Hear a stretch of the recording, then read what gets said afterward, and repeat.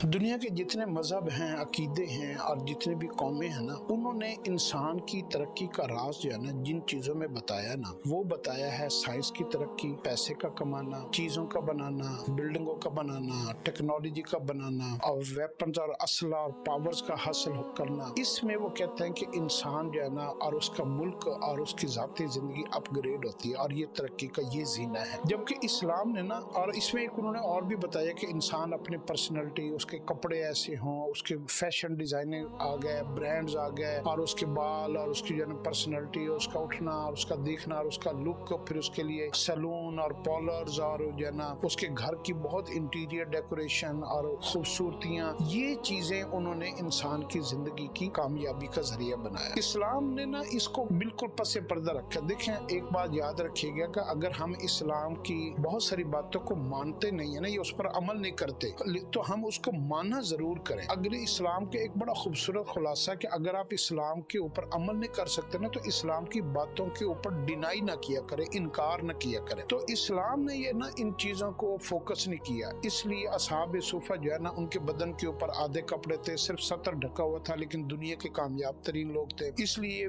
मुख्तलिफ मुल्कों के गवर्नर रहे, लेकिन उन्होंने कभी भी अपने जिस्म को बहुत ज्यादा अपग्रेड नहीं किया। बाल ऐसे, कपड़े ऐसे, जूते ऐसे। और हज़रत उमर रज़ियल्लाहु का बड़ा मशहूर वाक़या कि जब उन्होंने बैतुल मुक़द्दस को फतह किया तो आपके कपड़ों के ऊपर कितने पेवंद लगे हुए थे। तो इस्लाम जो है ना सादगी, इस्लाम अपने आप को मिटाना सिखाता है। इस्लाम ये इंसान के अंदर की खूबियां है ना, इंसान के अंदर की खूबियां क्या है? सब्र, हौसला, दरगुजर, माफी, इस्तकामत, जुरत, बहादुरी, शुजात और इबादत, जज्बा, जुनून, ये सारे इंसान की जो इनर क्वालिटीज है ना, जिसका ताल्लुक रूह के साथ है।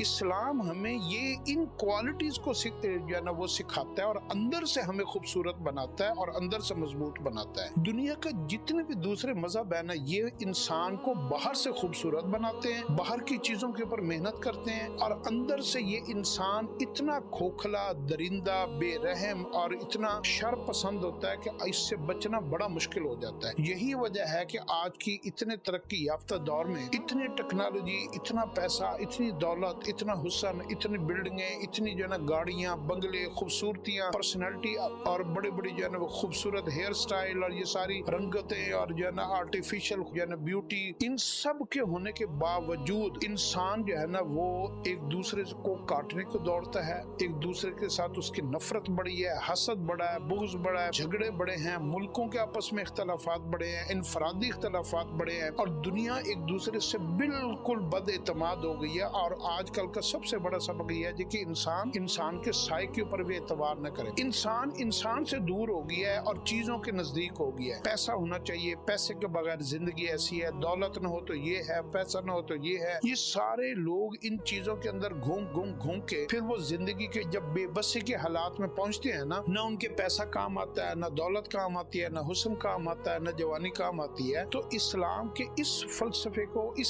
सबक को आपने कभी नहीं भूलना कि अंदर की खूबियां अल्लाह से हमेशा मांगते रहे। अगर हमारे अंदर खूबियां नहीं मौजूद ना, तो अल्लाह से एक दिन में, हफ्ते में, महीने में, या अपने आप को ये सोच करके खूबियां अल्लाह से मांगा जरूर करे कि या अल्लाह मुझे जो है ना, मुझे ऐसा बना, मेरे अंदर ये खूबियां पैदा कर, मुझे जो है ना वो सिफात अता फरमा जो सहाबा को अता फरमाई, और जो आपने सालिहीन को जो आपने खूबियां दी वो हमें भी खूबियां अता फरमा। तो अंदर की खूबियों को ऊपर मेहनत करना हमने छोड़ दिया है। ये नमाज, रोजा, हज, ज़कात, ये बुनियादी तौर पर अंदर की खूबियों को पैदा करना है। तो इन खूबियों के ऊपर आपके अंदर ख्वाहिश नहीं भी रही ना, तब भी आप दुआओं में इसको जरूर मांगा करें। फिर एक वक्त आएगा, इंसान जब दुनिया से जाएगा और आखिरत में अल्लाह को फेस करेगा, अगर आपने दुआओं में मांगा होगा ना, तो आपके लिए हुज्जत कायम हो जाएगी कि अल्लाह मैं मांगता रहा। और जो बंदा मांगता रहता है ना, चाहे वो उसके ऊपर, उसके नफ्स उसको ऊपर बिल्कुल अमल न करने दे, एक वक्त आता है कि अल्लाह उसको तौफीक भी अता फरमा देते हैं। अल्लाह से मांगते रहना, हर वो चीज मांगना जो अल्लाह और अल्लाह के रसूल को पसंद है, उनमें कभी भी बुखल से काम न लिया करे। तो अल्लाह से अंदर की खूबियों को मांगना कभी न भूले।